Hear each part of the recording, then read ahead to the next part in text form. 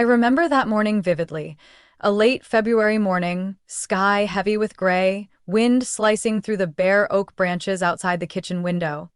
The coffee machine let out a soft hiss, and I sat motionless at the dining table, a tiny birthday cake in front of me with a single half-melted candle. No doorbell, no messages, not a single happy birthday. I had turned 46, and this marked the 27th consecutive year my family had forgotten my birthday. The cream-colored envelope on the table was the only thing that seemed to arrive on time, but when I opened it, all I found was a line of gold-embossed lettering, celebrating the 50th wedding anniversary of William and Susan Carter, my parents. And as usual, I was once again honored with the role of delivering the main speech at the event. I gave a dry laugh. The living room was so quiet I could hear my cat scratching at the chair leg. A few years ago, I joked with a coworker that I was being contracted to write a yearly biography for a powerful couple in my family. No pay, no thanks, not even a slice of cake. They laughed out loud. I didn't. The door burst open. "Mom! Oh my God, Mom, I'm so sorry!"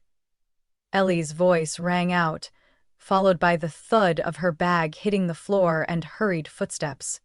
She threw her arms around me, her red hair falling into my face. I got caught up with my final project. I totally forgot today was... I gently squeezed her arm. "It's okay. I'm used to it." I forced a smile. She looked at me, eyes full of guilt. "Matt, is that the invitation?" she asked, pointing at the card. "They're making you write the speech again?" I nodded. "Nothing ever changes." "Every year," Ellie nearly shouted. "They forget your birthday without blinking but still expect you to stand in front of everyone and talk about their picture-perfect marriage like you're some kind of public address system."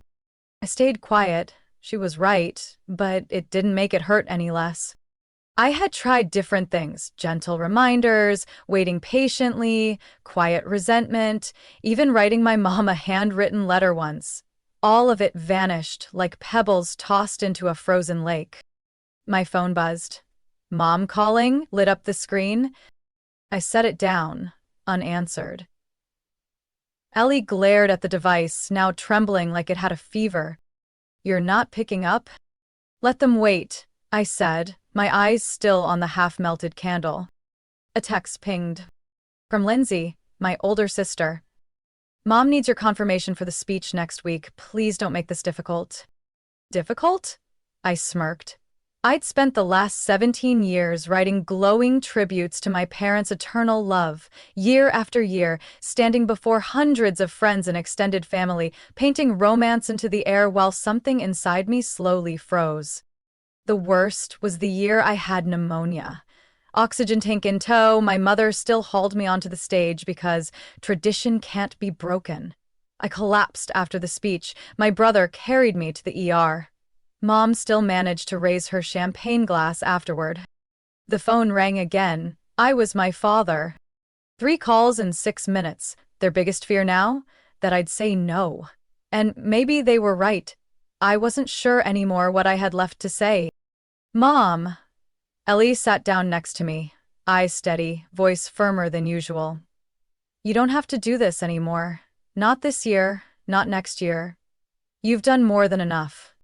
For once, I didn't push back. I looked into my daughter's eyes and something loosened in my chest.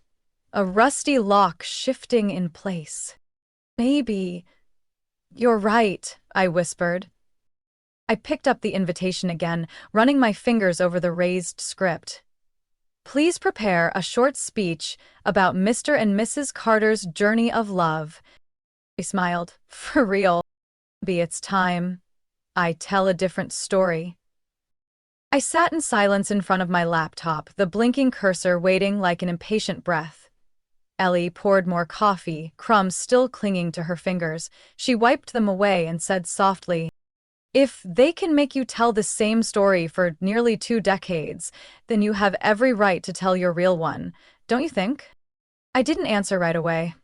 My mind drifted back to those old speeches. Ornate sentences scribbled under dim desk light by a woman trying to make someone else's fantasy feel true.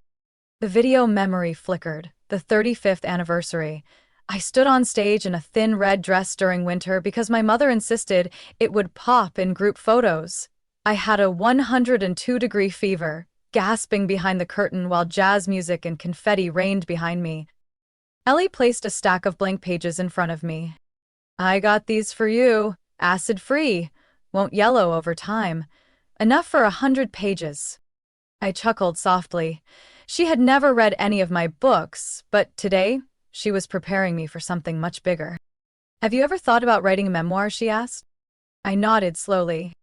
"Thanks, years ago, but I deleted the draft after your grandma came to my house in tears over one line about me yelling at Dad. She said it was smearing the family." "But it was true, wasn't it?" I turned to look at her. "Yes, but I didn't have the courage to stand by that truth." Ellie dragged her chair closer, eyes shining. "Then let's write it now. Not for them, for you. For every night you sat in the living room alone, watching the clock strike midnight with no calls, no candles, no cake." I didn't say anything, just opened the laptop. The old draft still lived in a folder named Bluebird, my code name for unfinished business. Page 1 blinked to life, with the original italicized line. "I was born between two other people's dreams. Mine was shoved under the banquet table." I laughed under my breath, this time with a hint of bitterness. "You planning to write it all in one night?" Ellie tilted her head. "No, but I think I know where to." I deleted the first line. Typed. I wasn't born to be the echo in someone else's celebration. I have a voice, and it wasn't made to repeat their story. Ellie leaned in, bumped my shoulder gently. "Now that's bold. People will remember that." I turned to her, an idea blooming. "What if I write everything? From the start. Not just birthdays. The unopened letters, the forgotten gifts, being seated at the far end of every table. Do you think that's too cruel?" "No. Telling the truth has never been cruel, Mom. Silence is." That night, while wind screamed outside the window, I kept writing. Every memory flipped like a worn photograph. My 20th birthday, baking my own cupcakes and bringing them to my parents' house only to be told to wait. They were entertaining guests from Boston. My honorary master's ceremony, where only Ellie clapped from the audience. I wrote what I'd never dared to say. When I was pregnant with Ellie, my ex-husband walked out and my mother sent a single message.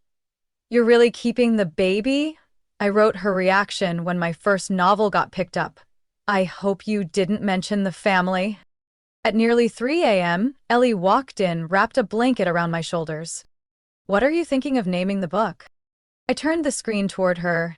The title stood bold against the white background. "Silence is not peace." She nodded. "Then let me be the first to read the draft. We'll revise it together. You don't have to go through this alone." I looked at Ellie and saw in her something I had longed for from my own mother. Unfiltered, judgment-free, listening.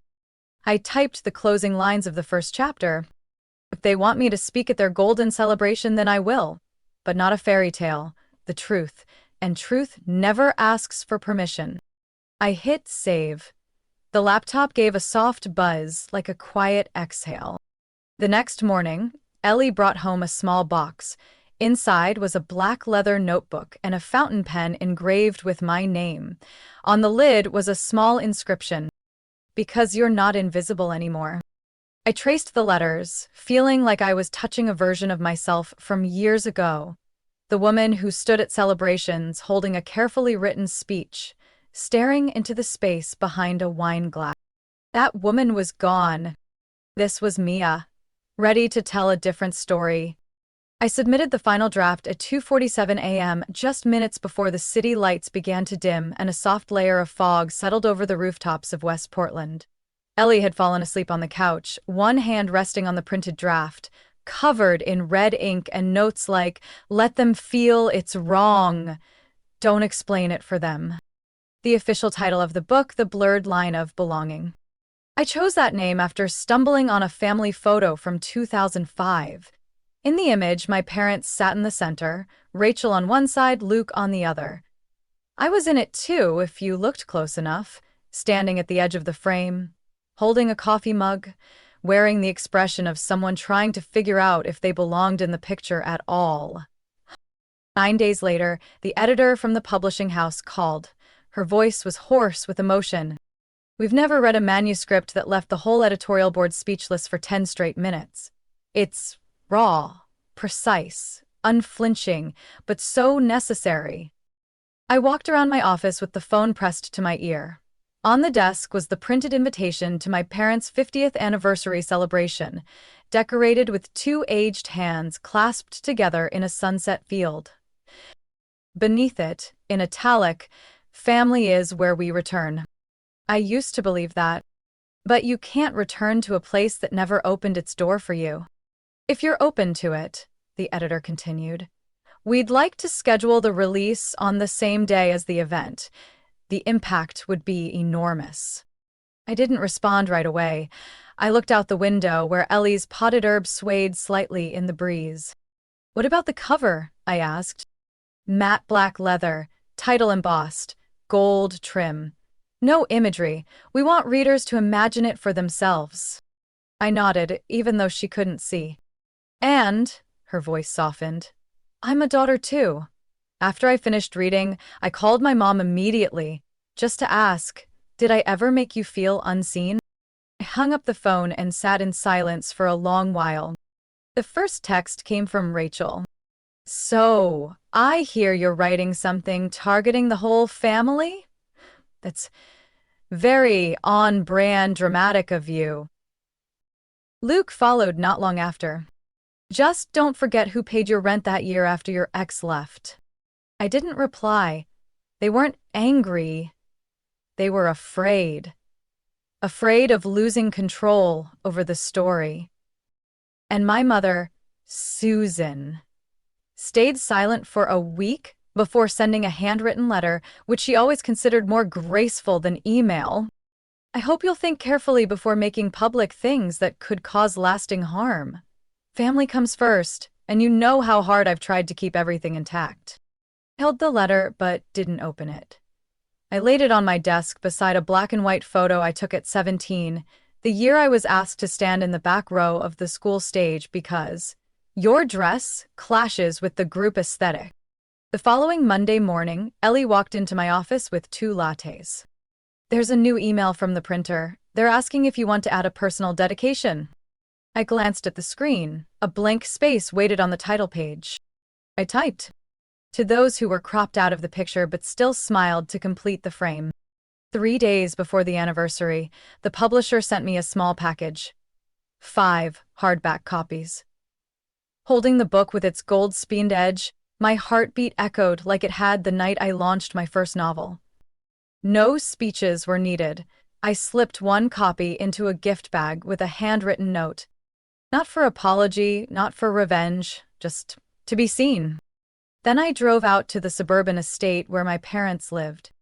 The housekeeper opened the door. No one from the family came down to greet me.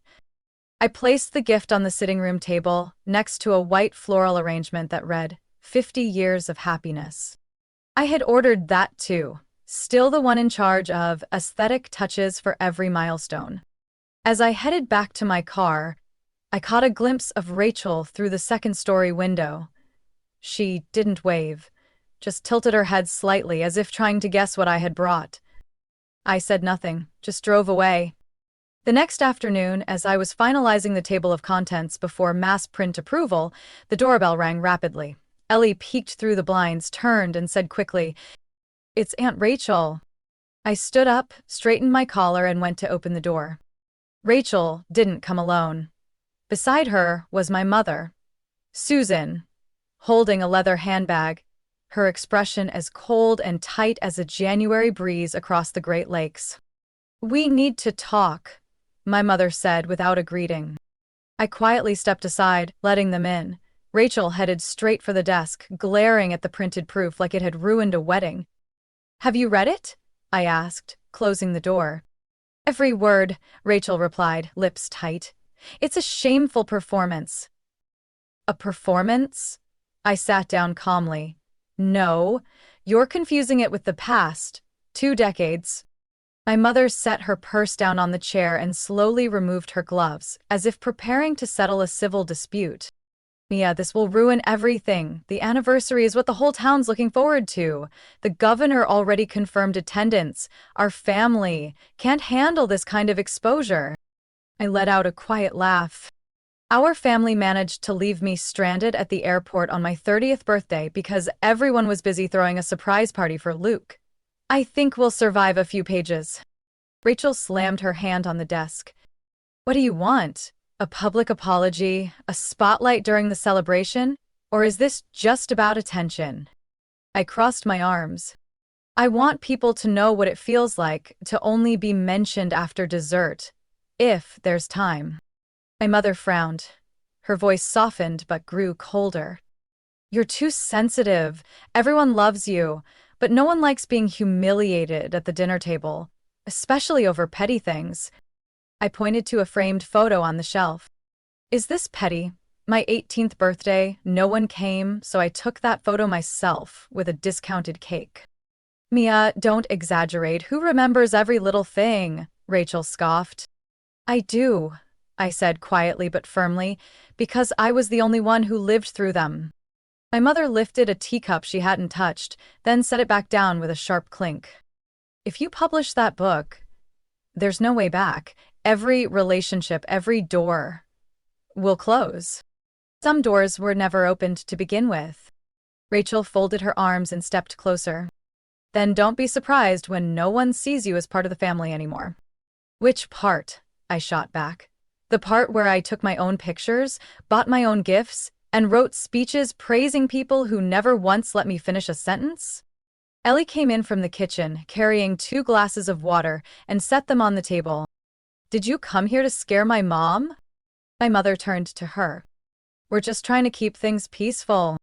By keeping her silent for another 20 years? Ellie's voice was ice. No. She chose to tell her story, and I'm going to help her do it, down to the last period. Rachel turned away and pulled out her phone. Let's go, Mom. There's no reasoning here. My mother picked up her purse and stood. Before leaving, she paused. Mia, if you go through with this, don't expect to attend the anniversary. There's no place in this family for betrayal. I rose, eyes locked on hers. I'm not betraying anyone. I'm just done betraying myself. The door closed with a gust, sweeping through the hallway. Ellie put her arm around my shoulder and whispered, You were right. Now they're the ones afraid of being seen. The Carter Estate's driveway glowed under stage-like lighting. Waiters in tuxedos stood in a line, guests wore gold pins, and the sound of violins drifted through the stone path. Above the entrance hung a bronze plaque engraved with Golden Anniversary, William and Susan Carter, 50 years of enduring love. I stepped out of the black SUV Ellie had rented. In my hand was a gift wrapped in black silk paper, tied with a thin ribbon. No card attached. You sure about this? Ellie asked, eyeing the dense line of parked cars. Never more sure. We took the smaller side path along the left wing of the house, a brick walkway that led to the side hall. I used to sneak in that way during college reunions when I arrived late from library shifts. No one remembered, except me. Inside, the party had reached full swing. The living room had become a grand ballroom, scented candles lining the walkways. Guests laughed, clinked glasses, while the MC's voice echoed from a small stage near the grand staircase. I left Ellie by the wine bar. Holding the gift tight, I made my way to the white tulip-decorated gift table and placed the book in the center. Next to it were presents from the mayor and a handwritten note from the local church. I had just turned to leave when the MC announced, "And now, would Mrs. Susan Carter and Mr. William Carter please join us for a few words before dinner is served?" Applause erupted. My parents appeared at the top of the stairs, my mother in a deep blue embroidered gown, my father leaning on a carved ebony cane with Scottish motifs. They smiled like everything was perfectly rehearsed. I stepped out of the crowd just as my mother began. We are deeply grateful for everyone's presence on this special day. 50 years has been a journey. I moved forward. A few heads turned. The room quieted when my mother paused. Her gaze met mine. I stood tall, my voice steady. Would you like me to read the dedication? Silence as cold as ice swept across the ballroom. What do you mean? I held up the gleaming black book, untied the ribbon, and opened the first page. To you, Mom. The one who taught me that being invisible doesn't mean you don't exist. It just means you have to write loud enough so people see where you're standing. My mother's hand trembled. The microphone crackled softly. A murmur rose from the right side of the room. Rachel stood near the window, pale. Luke sat behind the head table, laying down his knife, untouched salmon cooling on his plate. I stepped forward. People know me as the youngest daughter of the Carters. They often mistake me for Dad's former secretary, or the one who writes something. I didn't come here today to deliver another scripted speech. I came to give the one gift this family never bothered to unwrap. The truth.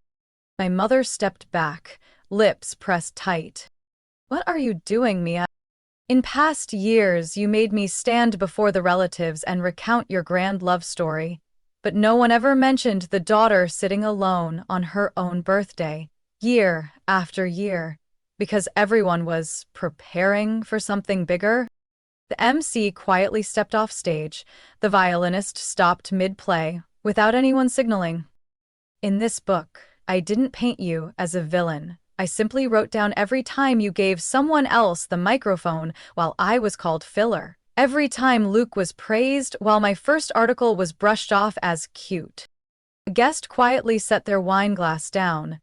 An older woman in the front row leaned back slightly, as if bracing for impact. My mother lowered her head, voice cold. You want to humiliate me in front of everyone? I want you to see me. A camera shutter clicked.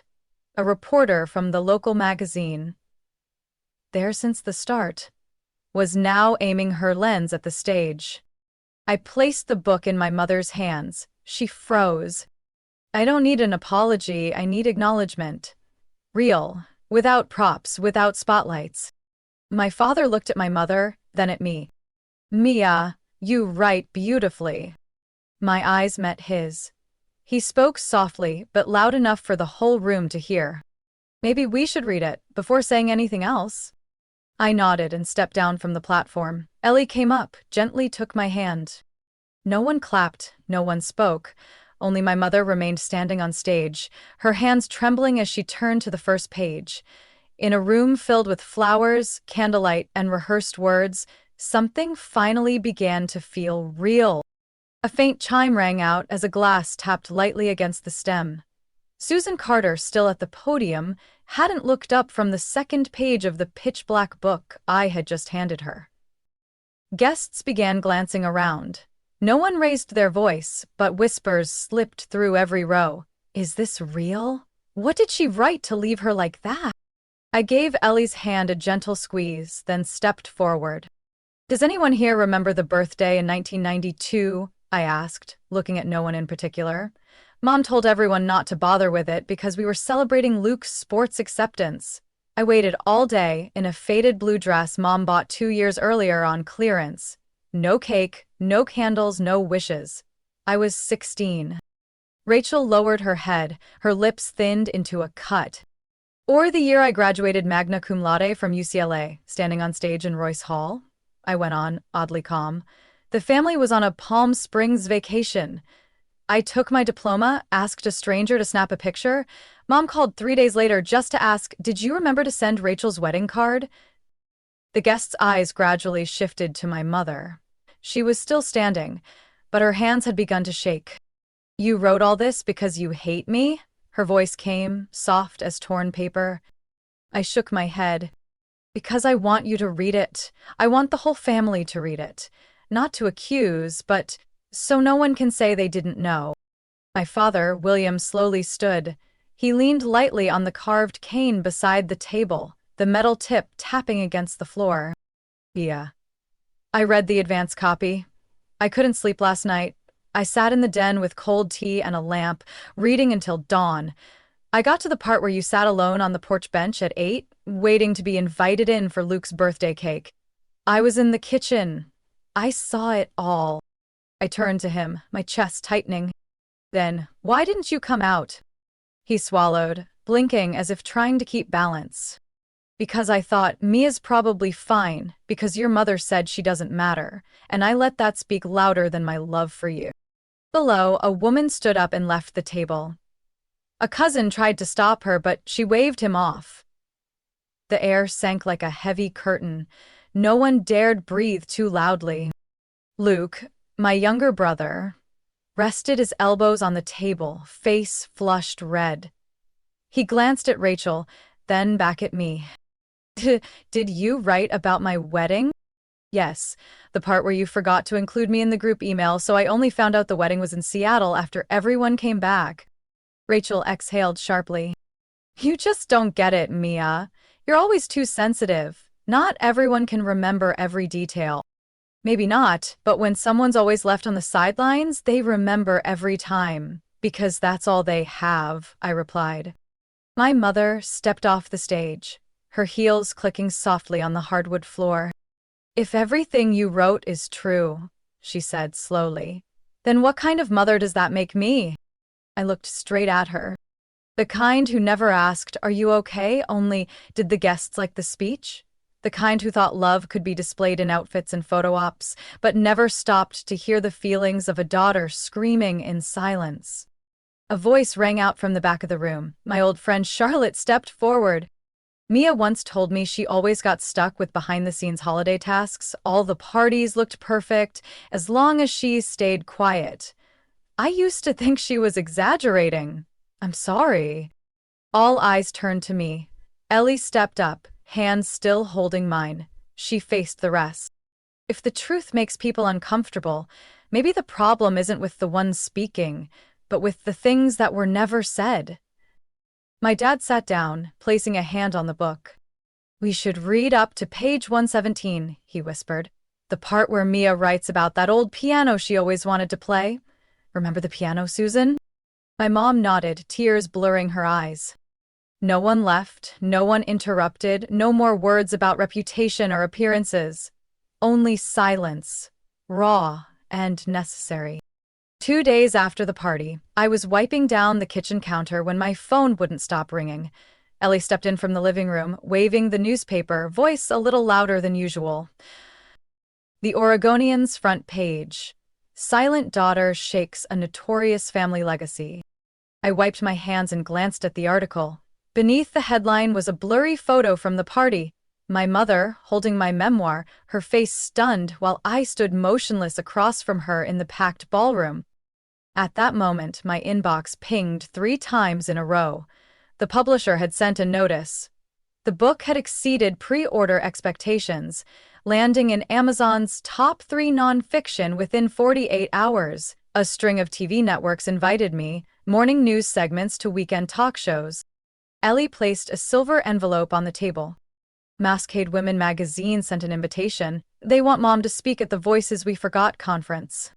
I opened it, skimmed the letter, and set it down.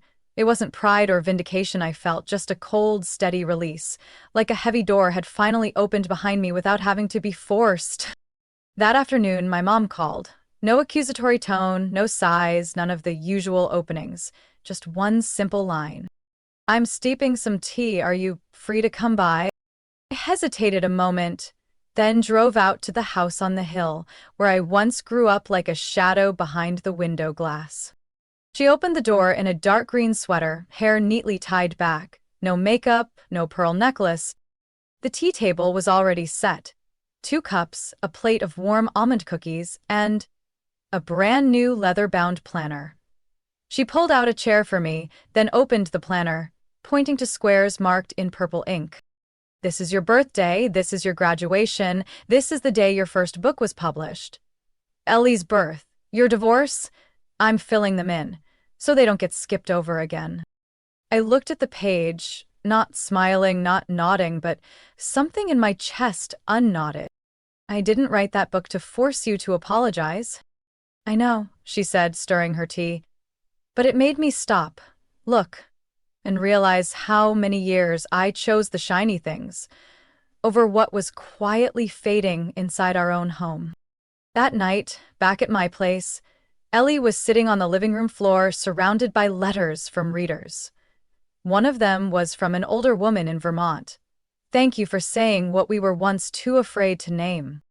The next morning, Rachel appeared in an exclusive Portland Weekly interview. She wore a cream turtleneck, her hair tied low, eyes weighed down. I used to think my sister just wanted to make things difficult, but then I read the chapter about Mia's 18th birthday, when the whole family forgot because they were planning my scholarship-sponsored dinner. I had to stop. I didn't even remember that, and that's the problem. No one forced her to speak. No one punished her, but those who had read the book understood. Silence could be complicity. Tuesday afternoon, I got a message from Luke. Mia, I just told my daughter about that old piano. I didn't remember you wanted to learn it. I didn't even remember calling it stupid. I replied, It's okay, I still remember the melody. The next day, my father showed up unannounced. He brought a small wooden box filled with letters I had written to the family but never sent. Your mom kept them in here. Maybe she meant to read them later. He paused. But then we all forgot. I opened each letter. Round handwriting, some ink smudged. One from when I was 9, telling them I won a drawing contest at school. Another from when I was 25, sharing that I'd bought my first apartment, with royalties from children's books. He sat across from me, eyes heavy.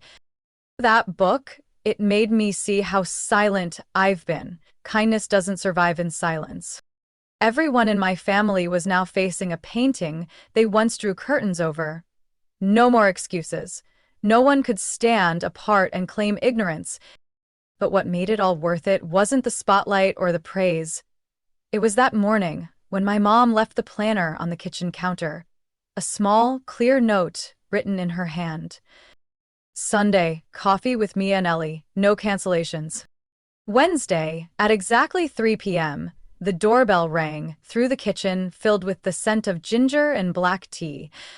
My mom stood there, holding an old wooden box. Her dark coat looked heavier than usual.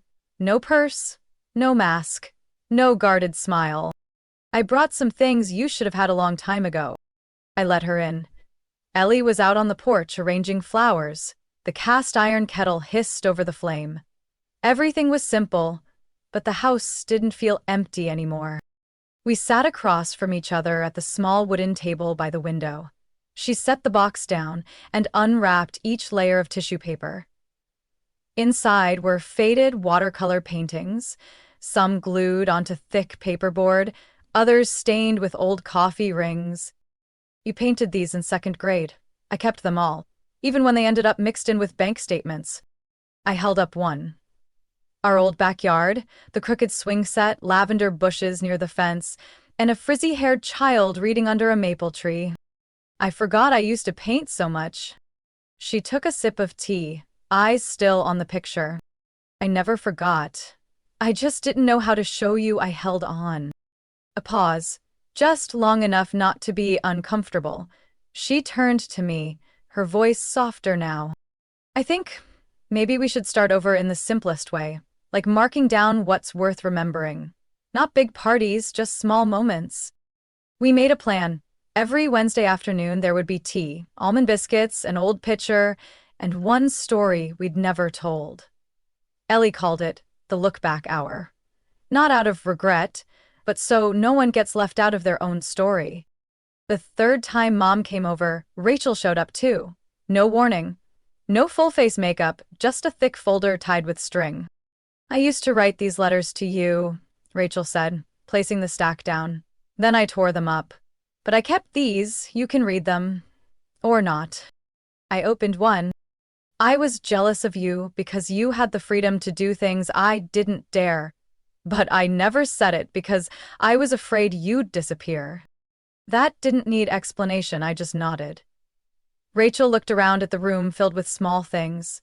A worn photo frame, an old pendulum clock, Ellie's half-finished embroidery. I forget a lot because I'm always looking ahead, but now I'm learning how to look back.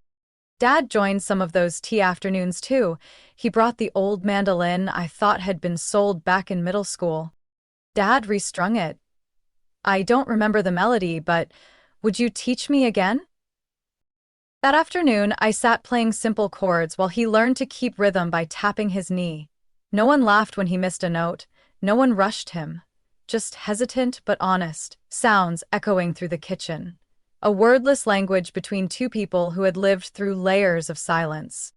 On another afternoon, Luke stopped by with his 8-year-old daughter. Her name was Ava. Clear-spoken and never interrupting. As we sat playing checkers, Ava asked, Mia, my dad says you taught him how to listen. How did you do that? I smiled. I just wrote down what I once needed someone to hear, and in the end, they did.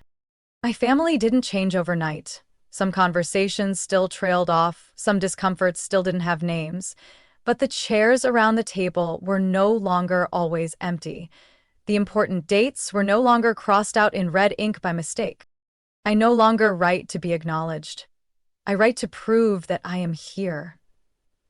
Every line is a step toward the light, not blinding, but warm enough that everyone can see each other without pretending. One afternoon, Mom arrived earlier than usual. She brought a newly framed picture, the watercolor I'd painted as a child, placed beside the photo of me holding my book in front of her at the party. I want to hang it in the living room, not for guests, but so I remember every time I forget to listen. I took the frame, said nothing, and placed it on the bookshelf beside my first edition prints and Ellie's handmade card that read, Mom's daughter is no longer a shadow. Mia's story is a powerful reminder that emotional neglect in a family can leave deeper wounds than harsh words. But through the courage to speak, to rewrite memory with truth, she awakened her family and taught them how to really listen.